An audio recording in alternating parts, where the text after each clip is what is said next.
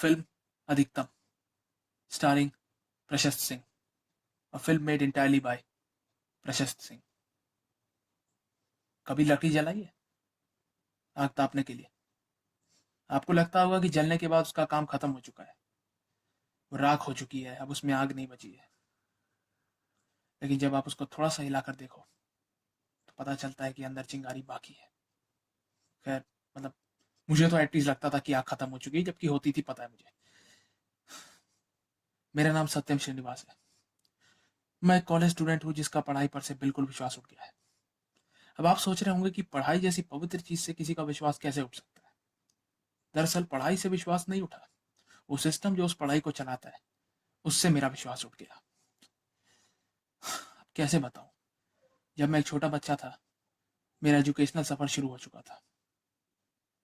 अपना सब कुछ पीछे छोड़कर मैंने एक सफर शुरू किया और मैं आगरा पहुंचा, जहां मैंने अपनी एक बहुत अच्छी छवि बना ली, एक टॉपर के नाम से। मैं पढ़ने में तो अच्छा था ही, लेकिन जब मैं नहीं पढ़ रहा होता था तो मैं एक्शन करने का शौकीन था। इमेजिन करता था कि मैं बुरे लोगों को मार रहा हूँ, पीट रहा हूँ और दुनिया में इंसाफ कर रहा हूँ। एंड ऑब्वियसली ये सब मेरी मनगढ़ंत कहानियां होती थी। मैं हमेशा से चाहता था कि मैं एक रियल लाइफ एक्शन हीरो बनूं, और मैं इसी चक्कर में दीवारों पे मुक्के भी मारता था। बट आप जानते हैं, दीवार पे मारो या ईंटों पे मारो, दरार आए ना आए, हाथ पे चोट तो लगती है। खैर, इस टॉपर का सिलसिला आगे बढ़ा जब वो हरिद्वार के लिए निकल पड़ा। मेरी यात्रा शुरू हुई जब मैंने चलना शुरू किया। क्या बोल रहा हूँ मैं यार, इतना फिलोसफिकल नहीं। मतलब, हाँ, मैंने चलना स्टार्ट किया, मतलब इन सिंपल वर्ड्स, मेरी जर्नी स्टार्ट हुई और मैं हरिद्वार के लिए निकला।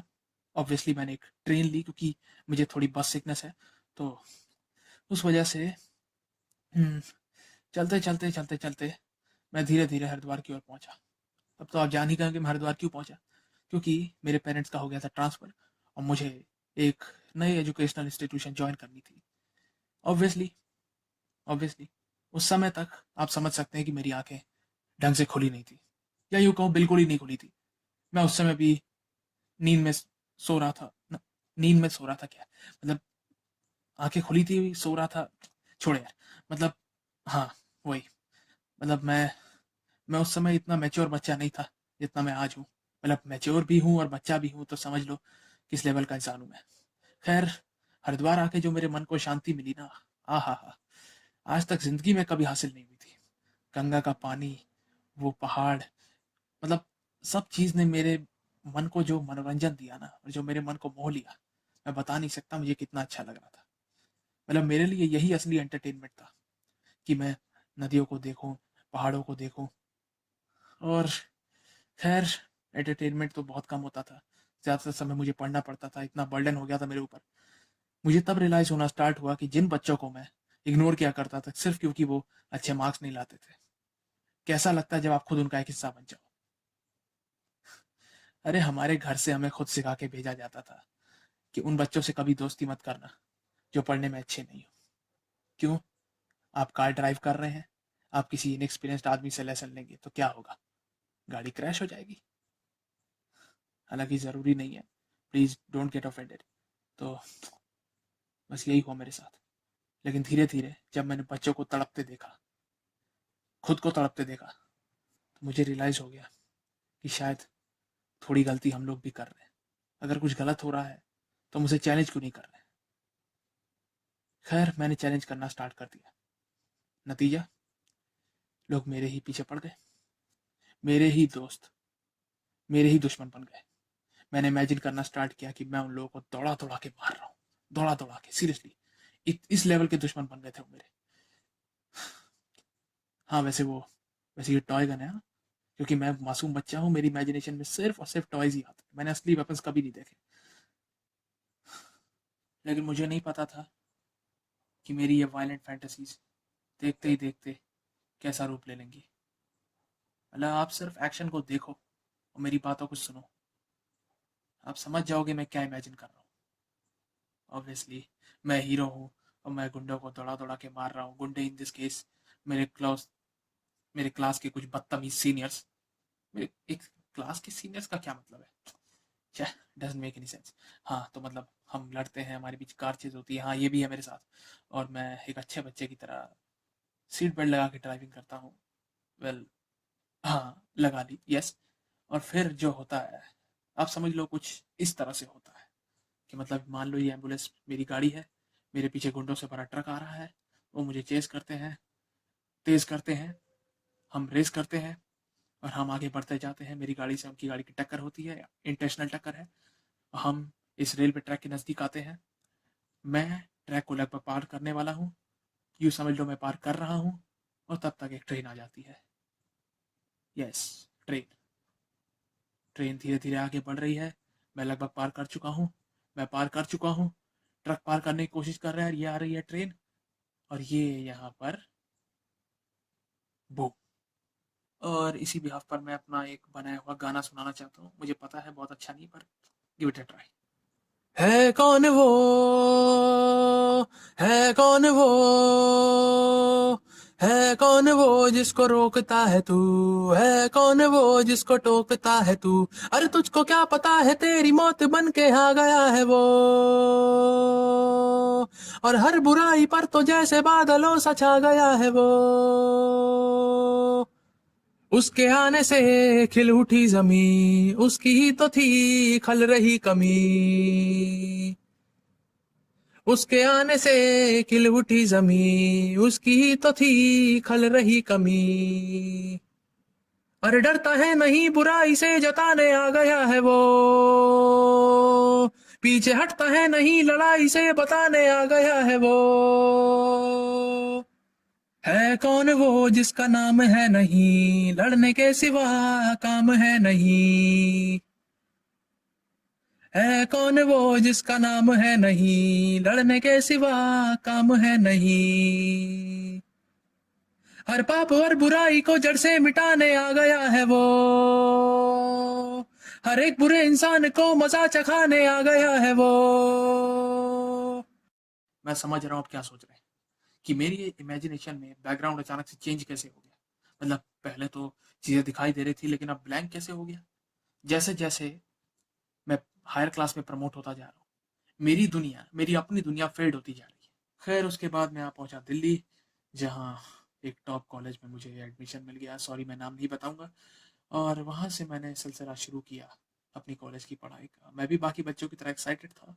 मेरा पहला दिन था और मैंने ये सूखी ब्रेड पर पीनट बटर लगा के खाया। मुझे पोहे की याद आ गई यार। वो पोहा जो मम्मी बनाती थी, या फिर वो मूंगफली जो मैं शाम को खाया करता था, या फिर इवन वो पॉपकॉर्न जो मैं वीकेंड्स पे मूवी देखने जाता था और एंजॉय करता था, और होली का खाना। देख रहे हो, होली के दिन बना था ये सब, लेकिन मेरा पेट खराब हो गया इसलिए मैं नहीं खा पाया। वाह। मिक्की भी सोच रहा होगा, बताओ होली के दिन किसका पेट खराब होता है। मेरा मेरा खराब होता है। खैर, मेरा पहला दिन था, मैं तैयारी कर रहा था। पता नहीं ऐसी शर्टें पहनता कौन है। खैर, पहनने वाले पहनते हैं, इसलिए मैंने कोई शिकायत नहीं की और मैं कॉलेज जा पहुंचा। अपने आसपास देखा तो मुझे काफ़ी अच्छा लगा। अपनी उम्र के लोगों को देखकर खुशियाँ मनाते देख, हालांकि खुशियाँ तो क्या, लेकिन हाँ मतलब गले मिलना, हाथ मिलाना, मज़ा आया। क्लास भी अच्छी लगी। अपने बारे में इंट्रोड्यूस करने को कहा गया, तो मैंने एक छोटी सी कविता सुनाई जो मैं आपको बाद में सुनाना चाहूँगा। बस इतना बता सकता हूँ कि उस कविता को सुनकर काफ़ी तालियां वालियां बजी, काफ़ी ज़ोर शोर के साथ लोगों ने मेरा अभिवादन किया, मुझे अच्छा लगा।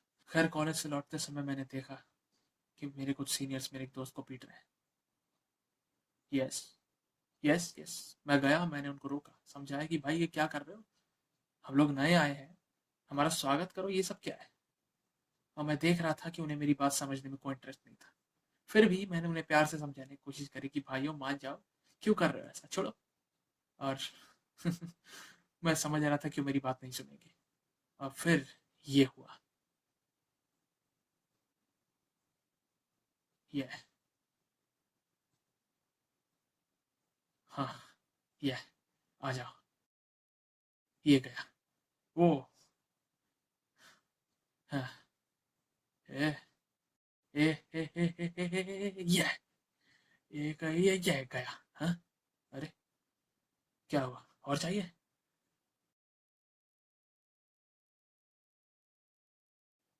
डरपोक। हम्म, खैर, और जब मेरा ये एक्शन सीन खत्म हुआ तो उसके बाद ऑब्वियसली वही हुआ जो हर फिल्म में होता है। हीरो के लिए तालियां, सीटियां और क्या क्या नहीं। मुझे लग रहा था मेरा एक्शन हीरो बनने का सपना धीरे धीरे सच हो रहा है, लेकिन आप जानते हैं क्या, ये सपना ही था। आपको लगता है मेरे जैसा बंदा असल में कुछ कर सकता है? मेरे जैसा डरपोक बंदा? मैं वहां से चलता बना, मैंने कुछ नहीं किया। घर जाके मैंने एक फिल्म देखी, पॉपकॉर्न खाया, लेकिन मैं बस उस लड़के के बारे में सोचना बंद नहीं कर पा रहा था। खैर, किसी तरह डिस्ट्रैक्ट किया, घर पे भी बात करी और मैं सो गया। और फिर मुझे ये सपना आया। आह, आह, आह, आह! और तभी मेरी नींद खुलती है। और तब मुझे रियलाइज होता है कि मैं सपना देख रहा था। मेरी नजर जाती है शीशे पे। आह, बाल। फिर मैं सोचता हूँ दोबारा सोते हैं, लेकिन एक सेकंड, क्या टाइम हो रहा है? सुबह हो चुकी है। क्या फायदा सो के? और यही सिलसिला आने वाले कुछ सेमेस्टर तक चला। मुझे लगता था कॉलेज लाइफ का मतलब मजा, एंटरटेनमेंट, मस्ती, ऐश। यस, ऐश। जब चाहो आओ, जब चाहो जाओ, अपनी मर्जी से अपनी जिंदगी जियो, इंडिपेंडेंट बनो। खैर, मेरा हर दिन स्ट्रेस से शुरू होता था और स्ट्रेस से ही खत्म होता था। ऑफ कोर्स, मैं पौधों का बहुत शौकीन था, इसमें कोई डाउट नहीं है। मुझे पौधे कुछ ज्यादा ही पसंद है, टू बी ऑनेस्ट। यस, मैं मुझे इनमें अपनी एक जिंदगी दिखाई देती है। मतलब, सोच के देखो, ये नहीं होंगे तो हम कहाँ होंगे? यही मैं सोचता हूँ कभी कभी कि अगर ये पौधे नहीं होते तो हमारा क्या होता है? इनके बिना दुनिया इमेजिन कर सकते हो? रेगिस्तान है बस। और आसमान भैया, आसमान। आसमान की तो पूछो ही मत भाई। बादलों की फोटोग्राफी करने का मुझे बहुत ज्यादा शौक था, और यही फोटोग्राफी करते करते इतने इतना ज्यादा समय बीत गया। सेकेंड ईयर में आने के बाद मैं थोड़ा थोड़ा खुलना स्टार्ट हुआ।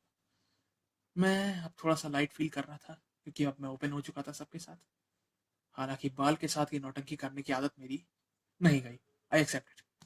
फिर मैं मेट्रो में जा रहा था एक दिन, और तभी गाने सुनते हुए मैंने इमेजिन किया कि मेरे पीछे एक एजेंट है और हमारे बीच एक गन फाइट होती है।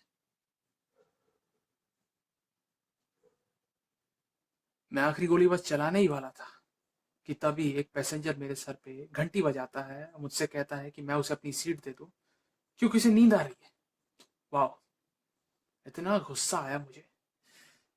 खैर, उसी वक्त मुझे रियलाइज हुआ कि मुझसे कोई कुछ भी मांगे मैं देने से मना नहीं कर सकता। मैं बस एक पंचिंग बैग हूँ, जब मन करे मुक्का मारो। थोड़ी बहुत अटेंडेंस भी कम होने लगी, तो जब इस बारे में घर पे बात करी तो घर वाले मेरे ही ऊपर चढ़ गए। मुझे खरी खोटी सुनाने लग गए, जैसे कितना बड़ा पाप हो गया। ग्रेड्स भी धीरे धीरे कम होने लगे थे, पर मुझे फर्क नहीं पड़ रहा था। खैर, इसी बीच छुट्टियां हुई और मैं हरिद्वार गया। और इस बीच मैंने एक चीज रियलाइज की कि मेरी हालत बिल्कुल लकड़ी जैसी है। कभी सोचा है, एक कुल्हाड़ी का हैंडल भी उसी लकड़ी से बनता है जिसको कोई दूसरी कुल्हाड़ी काटती है। हम कुल्हाड़ी नहीं है, हम लकड़ी हैं। या तो हमें किसी को काटना है, या तो खुद कट जाना है। ये एक्सपीरियंस से चलते रहे। मैं ज्यादा फिलोसफिकल हो गया और देखते देखते मैं थर्ड ईयर में आ पहुंचा। मेरी नजर पड़ी अपनी जिंदगी के सबसे घटिया टाइम टेबल पे। इतना घटिया टाइम टेबल मैंने जिंदगी में नहीं देखा था। मैंने इग्नोर करने की कोशिश करी, लेकिन मेरे अंदर का एक्शन हीरो शांत नहीं हो रहा था। उसे बाहर आने की जल्दी थी, तो मैंने कहा, आजा आजा। और यही हुआ। मन किया कि उस टाइम टेबल को उड़ा दो गोलियों से। मुझे गुस्सा आया, मैं चीखा थोड़ा सा, पर फिर मैं शांत हुआ। मैंने सोचा, ये मैं क्या कर रहा हूँ? क्लास के सामने बेइज्जती?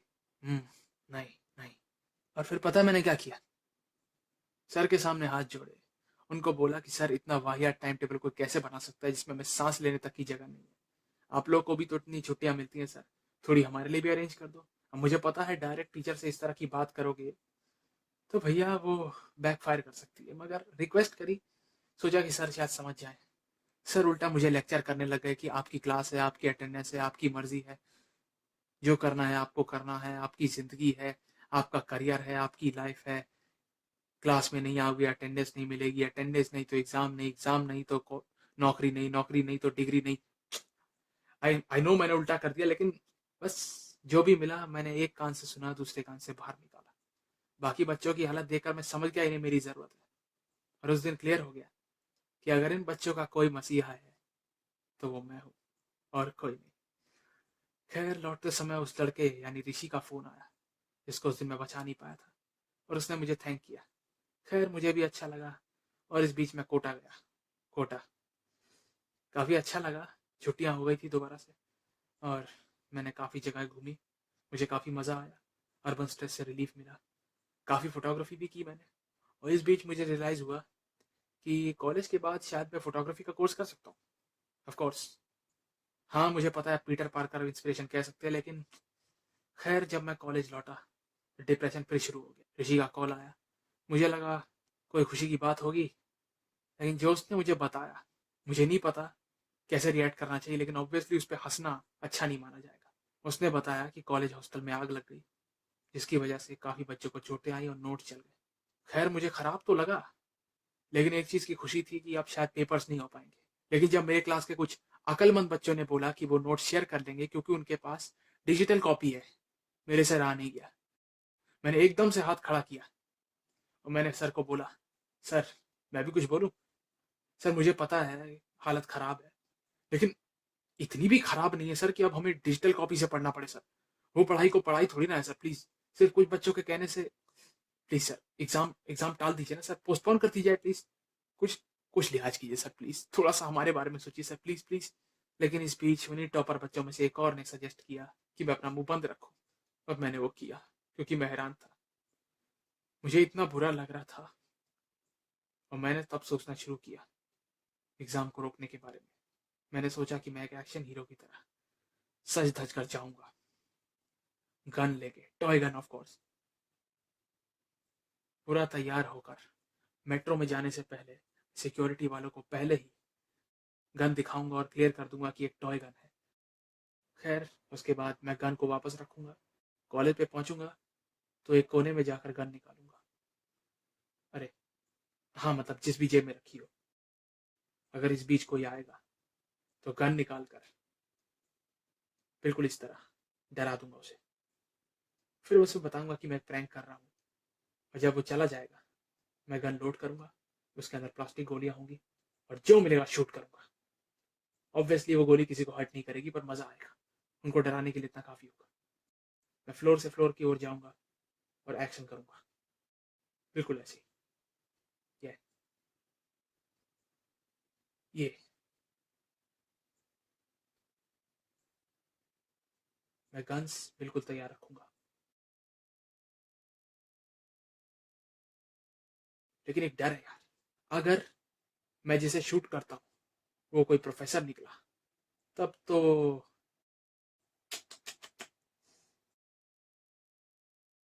और अगर इसी बीच मेरा एक बनाया हुआ रैप सॉन्ग हो जाए तो? देखो मुझे पता है मैं बहुत अच्छा नहीं हूँ इस चीज में, लेकिन ट्राई करके देखो ना। This one's for you, buddy. Make sure you study. I think you got me wrong. I meant to say study the song because I'm on a field duty. Everybody. Yes, everybody. Everybody listen to me. I'm on a field duty. Everybody listen to me. I'm on a field duty. I'm gonna listen to nothing. I'm on a field duty. I'm gonna listen to nothing. I'm on a field duty. Yes, I am on a field duty. I'm gonna listen to nothing. I'm on a field duty. I'm gonna listen to nothing. I'm on a field duty. I'm gonna do as I wish. I'm on a field duty. I'm gonna do as I wish. I'm on a field duty. Yes, I'm on a field duty.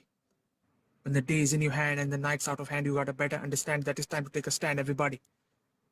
Everybody. And if I don't take a stand, I'm gonna lose the land. I'm gonna lose the land if I don't take a stand. Please understand that I gotta take a stand. Please understand that I've got to take a stand. Everybody listen to me, I'm on a field duty. Everybody listen to me, I'm on a field duty. I'm gonna listen to nothing, I'm on a field duty. I'm gonna do as I wish, I'm on a field duty. I'm on a field duty. और फिर जब मैं देखूंगा कि लोग जमा हो रहे हैं तो मैं अपना चाकू फेंकूंगा और सबसे रुकने के लिए कहूंगा। फिर मैं सबसे शांत रहने को कहूंगा। जब वो नहीं मानेंगे मैं उन्हें दोबारा शांत रहने को कहूंगा। फिर जब मैं देखूंगा कि वो धीरे धीरे शांत हो रहे हैं मैं उन्हें जल्दी जल्दी शांत होने को कहूंगा।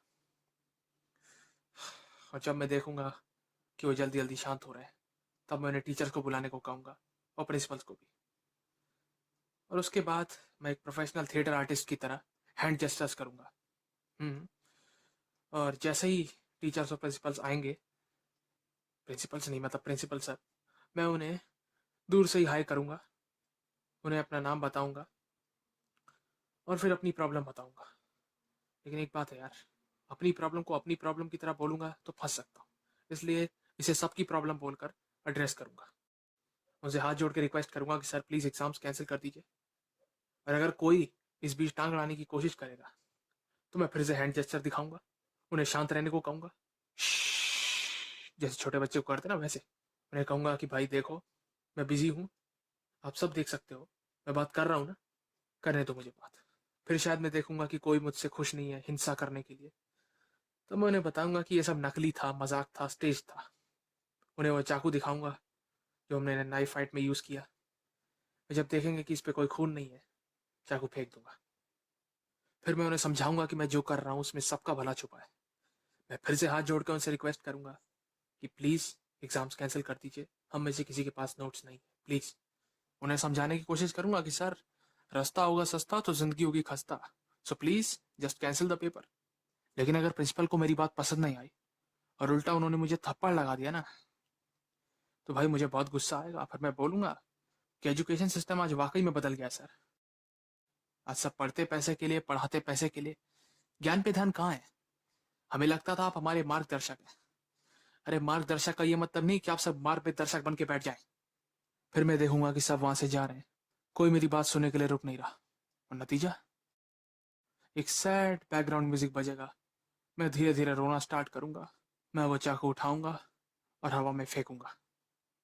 लेकिन अगर वो गलती से किसी को लग गया तो पुलिस मुझे पकड़ के ले जाएगी, मेरे हाथ में हथकड़ी लगेगी, और तब शायद ये एक्शन सीन होगा। Who knows, who knows. नहीं नहीं नहीं, हिंसा ज्यादा हो गई ना, पता है मुझे हिंसा थोड़ी ज्यादा हो गई। इसीलिए मैंने एक प्रैक्टिकल अप्रोच के बारे में सोचा और मुझे रियलाइज हुआ कि जब तक हम लोग बैटिंग नहीं करेंगे, ये सिस्टम बैटिंग नहीं कर सकता। इसलिए मैंने एक प्रैक्टिकल अप्रोच अपनाई।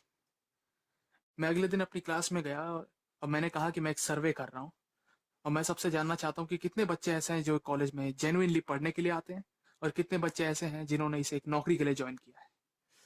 मैंने सर्वे लेना स्टार्ट किया। मैंने उम्मीद की थी कि ज्यादातर बोलेंगे कि वो नौकरी के लिए ज्वाइन कर रहे हैं, एंड लकीली ऐसा ही हुआ। रिस्पॉन्स बिल्कुल वैसा ही निकला जैसा मैंने सोचा था। सब कुछ प्लान के मुताबिक जा रहा था। मुझे काफी अच्छा लगा। फिर मैं बैठ के मैंने सोचा कि मैं इन सब के ऊपर एक रिपोर्ट बनाऊं। मैं रिपोर्ट बना ही रहा था, मैं सोच ही रहा था कि अब मैं इसे कैसे प्रेजेंट करूं, कि तब मेरी नजर पड़ी उन्हीं सीनियर्स पे जो एक और बच्चे को परेशान कर रहे थे। इस बार मैं सिर्फ देखना नहीं चाहता था, मेरा मन किया कि अगर मेरे हाथ में गोली होती, मैं एक ऑफिसर होता ना, मैं इन सब का इनकाउंटर कर देता, सीरियसली।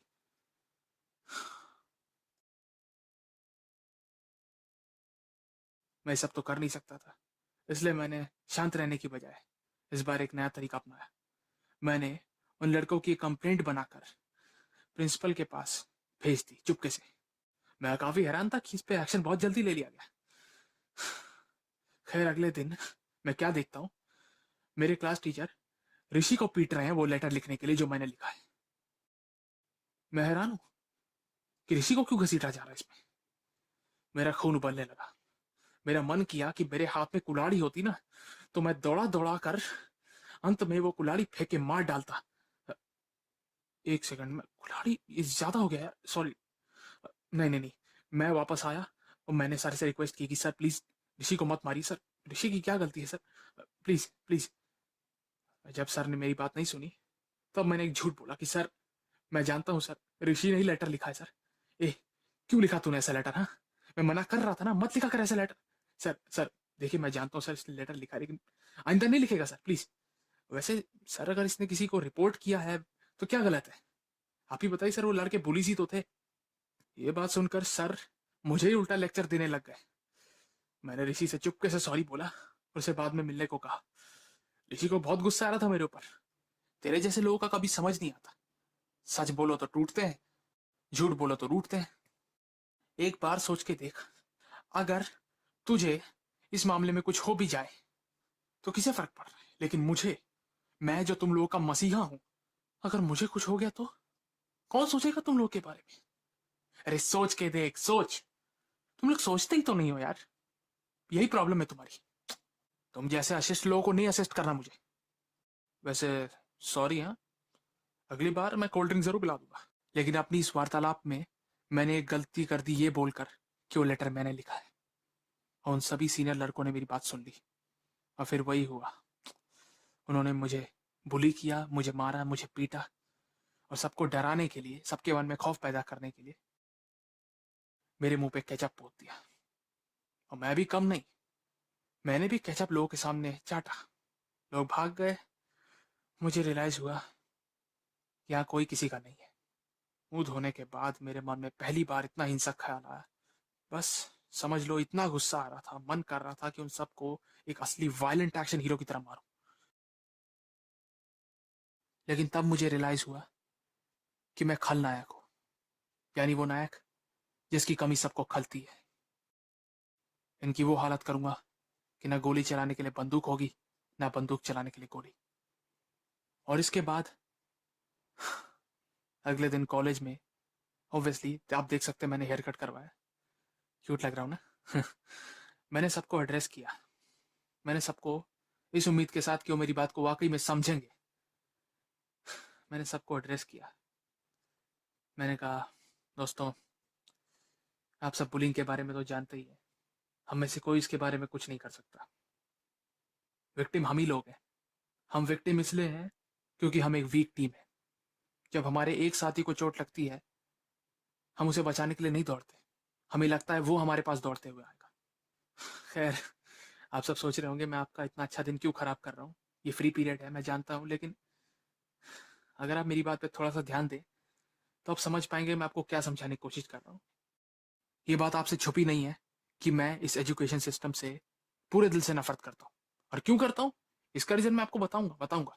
आराम से बैठिए और प्लीज कोई ऑफेंड मत होइएगा। मैं एजुकेशन सिस्टम से नफरत करता हूँ, एजुकेशन से नहीं। अरे हाँ, वो जो सर्वे मैंने आपका किया था ना, मैं उसके बारे में भी आपसे बात करना चाहता हूँ।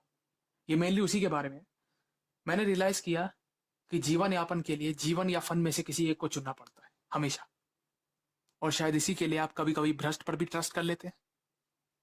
शॉर्टकट्स हैं, सभी लेते हैं। पता है, मैं जब से यहाँ पे आया हूं ना, मैं बहुत ज्यादा फिलोसफिकल हो गया हूं। When there's no chance, you'll cry. When there's a chance, you won't even try. अरे हम लोगों को मौका मिल रहा है अपनी जिंदगी को खुल के जीने का। मैं ये नहीं कहूंगा कि हॉस्टल में आग लगी नोट जले तो कुछ अच्छा हुआ, लेकिन अगर हम इसे पॉजिटिवली देखने की कोशिश करें तो हमें एक स्ट्रेस से रिलीफ मिला है। हमें मौका मिला है कि हम अपने आप को आराम दे सके। हम में से कुछ ऐसे स्टूडेंट्स भी हैं जो रात को जाग जाकर पढ़ते हैं, जबकि हम जानते हैं कि इससे सिर्फ स्ट्रेस बढ़ता है, नींद घटती है और ये हमारे हेल्थ पे इफेक्ट करती है। लेकिन हमें भाई क्या फर्क पड़ रहा है? हम तो बस बैठ कर जो टीचर कहेगा वो करेंगे। और भाई हम में से कोई कमी ना निकाल दे टीचर में, नहीं तो अगर हम टीचर की कमी निकालेंगे, टीचर हमारे नंबर निकाल देगा। यही डर है ना। लेकिन मैं आपको ये बात बेखौफ होकर कह रहा हूं कि आपको डरने की जरूरत नहीं है, क्योंकि क्योंकि मैं ही तो आपका मसीहा हूं। मुझे पता है आप लोग अपने लिए लड़ाई नहीं लड़ेंगे, इसलिए आप जैसे कमजोर, बेसहारा और अ, बेकार बच्चों के लिए मैं आया हूं ना।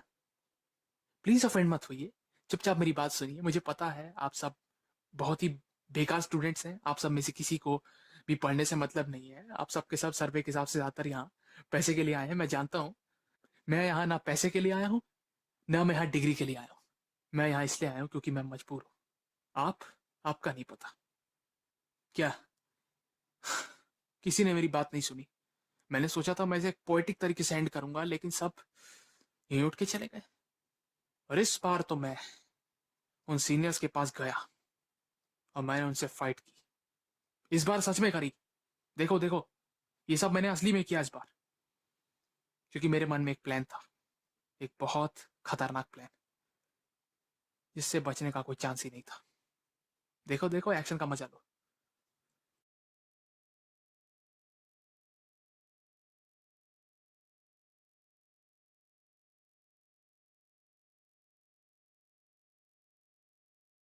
खैर, वो जिसका था मैंने उसे लौटा दिया, और फिर मैंने उन लड़कों को थोड़ा हीरो स्टाइल में लेक्चर किया कि मैं डरूंगा नहीं। मेरे पास अब खोने के लिए कुछ बचा नहीं है, एक रेपुटेशन ही थी। उस रेपुटेशन की वजह से मैंने इतने वार सहे। अब मुझे कोई डर नहीं है, अब मुझे किसी का डर नहीं है। अगर आइंदा वो लोग ऋषि के पास नजर आए तो मैं उन्हें छोड़ूंगा नहीं, ये मैंने उन्हें अच्छे से समझा दिया। और मैंने क्लियर कर दिया कि मैं उनसे फिर लड़ सकता हूँ। नतीजा, मेरे टीचर ने मुझे उन लड़कों से लड़ने को लेकर सुनाया। भरी क्लास में मेरी बेइज्जती करी। सब मेरी ओर देख रहे थे, सब देख रहे थे, मैं बस चुपचाप सुन रहा था। लेकिन मेरे पास एक प्लान था, इसलिए मैंने सब चुपचाप सुन लिया। मैं बाहर बैठ के उस प्लान पे काम ही कर रहा था कि तभी मुझे ऋषि का कॉल आया। उसे लगा मैं परेशान था। उसने मुझे शांत करने की कोशिश की। मैंने उसे बताया कि मैं परेशान नहीं हूँ, मैं एक प्लान बना रहा था। और मैं उसे बताना चाहता था कि मैं कैसे अपनी इमेजिनेशन में ही एक्शन हीरो बनता रहता हूँ। मैंने उसे बताया कि मेरा प्लान लगभग रेडी है, मैं उसी पे काम कर रहा था। मैं उसे एक जोक सुनाने वाला था कि तभी अचानक मैंने एक ऐसी चीज सुनी जिसकी मुझे उम्मीद नहीं थी। ऋषि की आवाज आखिरी बार। हम्म, अफसोस, ऑफ कोर्स, इस बात का कि मैं ऋषि को समझा नहीं पाया कि वो मेरे प्लान का हिस्सा था। मेरा दिल टूट गया था। मैं इतना रोया और मुझे इतना गुस्सा आया, मेरा अपने दिमाग पे काबू नहीं था। बिल्कुल भी नहीं। मेरी इमेजिनेशन धीरे धीरे और वायलेंट होने लगी, एकदम अधिकतम सीमा पार कर चुकी थी। मेरा मन कर रहा था कि जितने भी उसके मौत के जिम्मेदार हैं मैं सबको मार डालूं। पर मुझे नहीं पता था कि ऋषि ने जान क्यों दी। मुझे नहीं पता था। पर फिर मैं टीचर्स के पास गया, स्टाफ रूम में। मैंने उन सबको एक एक करके बोला कि कहीं ना कहीं वो लोग ऋषि की मौत के जिम्मेदार हैं। आई डोंट नो मैंने ये क्यों बोला, मैं बहुत बड़ा रिस्क ले रहा था। लेकिन मैंने उन्हें कहा कि वो पुलिस और वो टीचर जो उसका साथ दे रहे हैं, उनका साथ दे रहे हैं, उन्हें सजा मिलनी चाहिए। अगर उन्हें सजा नहीं मिली तो उनमें से कोई नहीं बचेगा। अगर उन्हें थोड़ी भी शर्म है तो उन्हें सजा दे। और ये कह के मैं ऑफिस से चुपचाप चला गया। मैं वर्डिक्ट का वेट कर रहा था और तब मुझे पता चला कि उन्हें सजा की बजाय सम्मान मिलेगा। और फिर यही हुआ दोबारा। देखो, मैं जानता हूं ये थोड़ा सा ओवर द टॉप लग रहा है, लेकिन please deal with it, please deal with it. Okay? आज इंसान पे भरोसा करना मुश्किल है, क्योंकि आज ऐसे इंसान तो धरती की भी अर्थी उठवा दे। भाई, हम क्या चीज है। खैर, नया दिन आ गया था जब उन्हें वो सम्मान मिलना था। उस दिन मौसम मेरे मन मुताबिक था। और तभी मैं एक बात सोचने लगा कि आखिर कोई टीचर एक बुली को इतना फेवर क्यों करेगा। एक्चुअली एक नहीं, तीन बुलीज को। या तो वो उससे किसी तरह रिलेटेड है। हाँ, ये हो सकता है। टीचर्स में और बुलीज में जरूर कोई ना कोई संबंध है। बस इसी बात पे मुझे फोकस करने की जरूरत है। कोई ना कोई कनेक्शन जरूर है। और ये सोचते सोचते मैं कॉलेज जा पहुंचा, जहां पर फेलिसिटेशन सेरेमनी हो रही थी। सेरेमनी के दौरान सबके सब खुश थे। किसी को ऋषि की मौत से ज्यादा मतलब नहीं था, वो सिर्फ एक नाम बन चुका था। मैं चुपचाप देख ही रहा था। मैं बोर हो रहा था। मुझे सबके लिए फालतू में तालियां बजानी पड़ रही थी। इस बात का डर था कि अब घर से ताना मिलेगा कि तुम भी इनमें हो सकते थे। और तभी मेरा ध्यान गया प्रोफेसर पे, यानी मेरे क्लास के मेन प्रोफेसर पे। वो बहुत ओवर एक्साइटेड थे। फिर मेरी नजर गई दूसरे प्रोफेसर पे, जो बोल रहे थे कि प्रोफेसर से इसलिए खुश है क्योंकि आज उनके लिए बड़ा गर्व का दिन है। फिर मेरी नजर गई उन तीन पुलिस पे, वो भी सर की ओर ही देखे जा रहे थे। ताली बजाने के बीच मेरे दिमाग की बत्ती जल गई। उनका सारा प्लान मुझे समझ आ चुका था, लेकिन मुझे बिल्कुल नहीं पता था मैंने ये क्यों किया, मैंने ऐसा क्या सोच के किया, मुझे में इतनी हिम्मत कहां से आई। लेकिन मैंने उन लड़कों को देखा। मैंने उन लड़कों को एक बार, फाइनल बार मैंने उन्हें फिर से देखा, कंफर्म करने के लिए। और मेरे पता नहीं दिमाग में क्या आया, मैंने ये नौटंकी की। मैंने अपने हाथ खड़े करके जोर से चिल्लाया, वू वू। पता नहीं क्या हो गया था, सब मेरी ओर देखने लगे।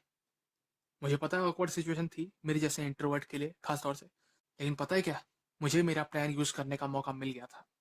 मैं मुस्कुराने लगा, क्योंकि मैं समझ गया था कि अब तो मेरा प्लान जरूर काम करेगा, अब कोई नहीं रोक सकता। फिर पता नहीं कैसे मुझ में इतनी हिम्मत आई कि मैंने जोर जोर से ताली बजाई और लोगों से कहा कि प्लीज इन 3 लड़कों के लिए और मेरे क्लास के मेन प्रोफेसर के लिए प्लीज ताली बजाइए, ताली, थम्स अप। इन्होंने जो चीज करके दिखाई है वो आज के समय में कोई कर ही नहीं सकता। प्रोफेसर साहब, आपने कमाल कर दिया। आपने अपने बच्चों को नेपोटिज्म के रिमार्क से बचाने के लिए एक अलग आइडेंटिटी से बिना किसी संबंध के कॉलेज में एडमिट करा दिया। A1 sir, A1। हमें से किसी को पता भी नहीं चला सर, हमें पता भी नहीं चला कि ये आपके बच्चे हैं सर। वाह, आप हमारी प्रेरणा है सर, आपके लिए ताली बजानी बनती है सर, ताली। और इन बच्चों के लिए भी, ये लोग बुलिंग पे बुलिंग करते रहे लेकिन इन्हें कुछ नहीं सुनने को मिला। Cheer up. क्या हुआ, आप सब शांत क्यों है? ओके, मैं ही ताली बजा लूंगा।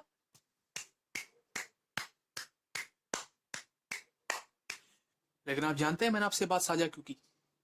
क्योंकि मेरा मानना है बात ताजा हो तभी साझा हो। अरे क्यों इतने सीरियस है आप लोग यार? आइए ताली बजाइए मेरे साथ, यही तो है हमारे देश का फ्यूचर। और खैर, जब मैंने सिक्योरिटी वालों को आते देखा, मैं समझ गया कि भैया कट लेने का वक्त आ चुका है। मैंने सबको बाय बाय किया और उसके बाद मैं वहां से चलता पड़ा। मुझे पता था जो मैंने किया है उसके बाद मेरी रेपुटेशन पे परमानेंट डैमेज आ चुका है।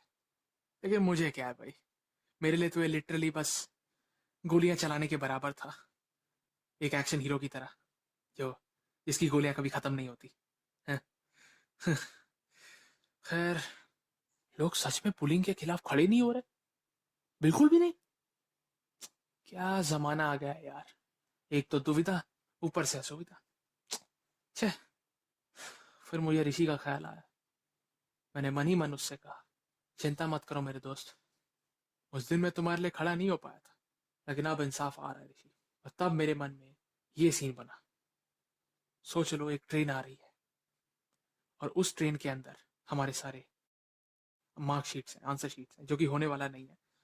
मैं उस ट्रेन को रोकूंगा, बीच में एक डिब्बा खड़ा करके, इंजन वहीं रुक जाएगा, उसी इंजन के अंदर सब कुछ रखा है, उसी रेलवे क्रॉसिंग पर मूवमेंट एकदम रुक जाएगा। और तब गेम में एक नए प्लेयर की एंट्री होगी, मेरी। मैं अपनी स्टाइलिश कार में आऊंगा, यस बिल्कुल ऐसे ही, फाटक तोड़ के एंट्री करूंगा, यस बिल्कुल ऐसे ही। और फिर मैं अपनी गाड़ी डब्बे के बिल्कुल नजदीक रोकूंगा, ऐसे ही। और फिर मैं अपनी प्रोफेशनल गन मतलब ये वाली गन निकालकर एक प्रोफेशनल किलर की तरह, प्रोफेशनल शूटर की तरह, जो भी टारगेट होगा उसे उड़ा दूंगा, यस, उड़ा दूंगा। चेक करूंगा कि कहीं वो बचा तो नहीं, और मजे के लिए एक गोली और मार दूंगा, ऐसा फिल्मों में दिखाते हैं। फिर उसके बाद मैं गाड़ी चलाऊंगा, इंजन, और डब्बे को गिराते हुए आगे बढ़ जाऊंगा। डब्बा वहीं छूट जाएगा, पलट जाएगा, मैं इंजन को आगे ले जाऊंगा। लेकिन एक सेकंड, गाड़ी तो पीछे छूट गई ना? नहीं नहीं नहीं, मैं इंजन को वापस लाऊंगा। मैं इंजन को वापस लाऊंगा, उसे थोड़ी देर के लिए खड़ा करूंगा, फिर अपनी कार में बैठूंगा, कार को थोड़ा आगे बढ़ाऊंगा, क्रॉसिंग से आगे, फिर मैं इंजन को बीचों बीच ले आऊंगा और फिर अपनी गाड़ी में बैठकर वहां से निकल जाऊंगा। आप सोच रहे होंगे कि सबका पॉइंट क्या था? नहीं तो क्यों सोच रहे हैं? आप कल्पना की भी आलोचना करेंगे? करने वाले तो आलोचना के नाम पे भी आलोचना ही कर देंगे। खैर, अगर किसी ने मुझे ये करते हुए देखा होगा तो मैं उस बंदे को हड़काऊंगा, और अगर उसने मेरी फोटो खींची होगी तो मैं उससे कैमरा ले लूंगा। फोटो डिलीट करने के बाद मैं उसे उसका कैमरा लौटा दूंगा। तो ये थी मेरी एक और मनगढ़ंत कहानी, अ ट्रिब्यूट टू ऋषि। खैर, काफी समय बाद फिर एक नया दिन आया। हमारी छुट्टियां चालू हो गई, एग्जाम से पहले की। और तब मैं उन लड़कों से मिलता हूँ, उन्हीं 3 लड़कों से जिन्हें मैंने पीटा भी था पहले, और बाद में पब्लिकली ह्यूमिलिएट भी किया। और पता है क्या, इन लड़कों ने फिर से गलती कर दी, इस बार हथियार के साथ आने की। इसलिए मैंने सोचा कि क्योंकि लड़के इतने पागल हैं, इन्हें नहीं पता है क्या कर रहे हैं, इसलिए इनके लिए थोड़ी देर का मौन रखा जाएगा। इसलिए ये जो अब अगली फाइट आप देखने वाले ना, इसके दौरान मैं एक भी शब्द नहीं बोलूंगा। बल्कि मैं ही नहीं, आप भी मेरे साथ मौन व्रत रखेंगे ना?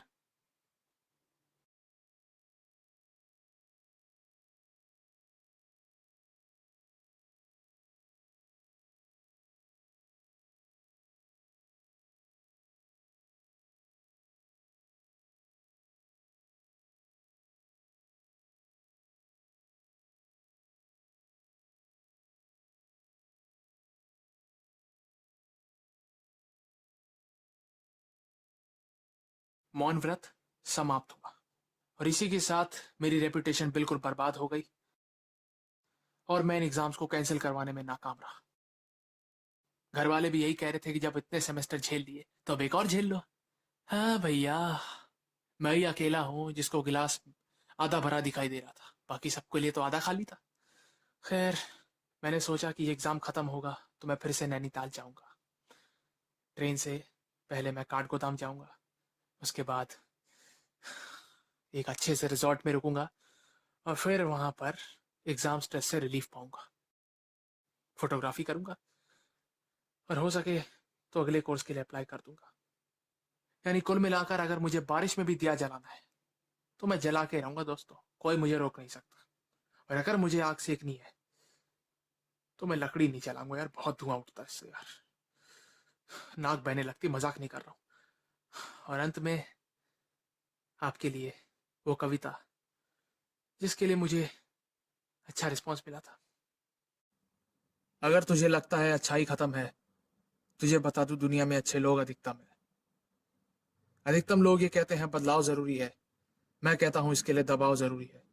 नदी को पार है करना ना बस नाव जरूरी है, उस जल का जो है सड़क नाव की बहाव जरूरी है।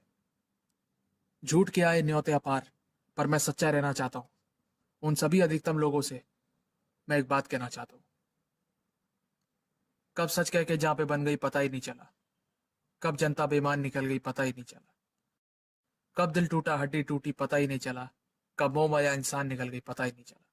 बैठा रहा उम्मीद लगाकर कभी मदद तो आएगी, कब बैठे बैठे जान निकल गई पता ही नहीं चला।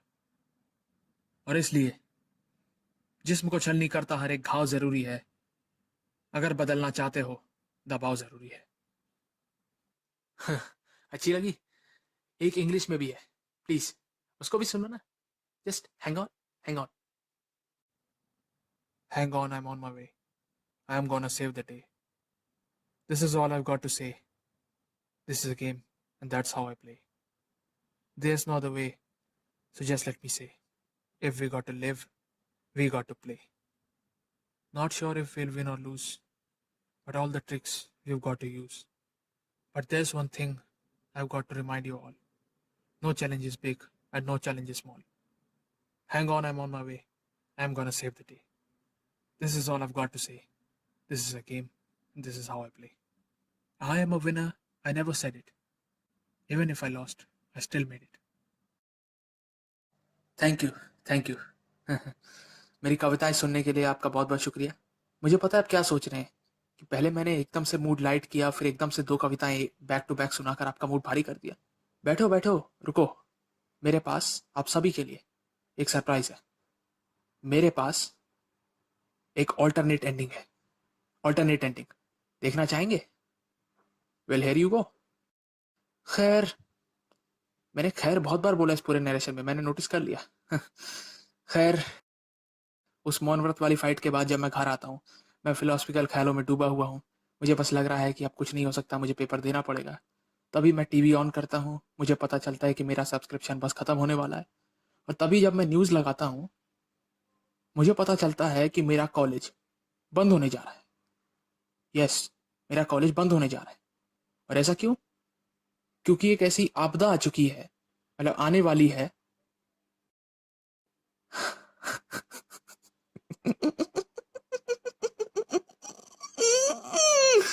अगर एक आपदा आने के बाद भी अगर मेरा कॉलेज बंद नहीं हुआ ना भाई, मेरी इमेजिनेशन में मैं और एक्शन करूंगा। मजाक नहीं कर रहा हूं। लेकिन शायद मुझे चिंता करने की जरूरत नहीं है, क्योंकि आपदा पे किसी का बस नहीं चलता। आज मेरी बातें सिर्फ बोल्ड लग रही हैं, कल देखना, प्योर गोल्ड भी लगेंगी।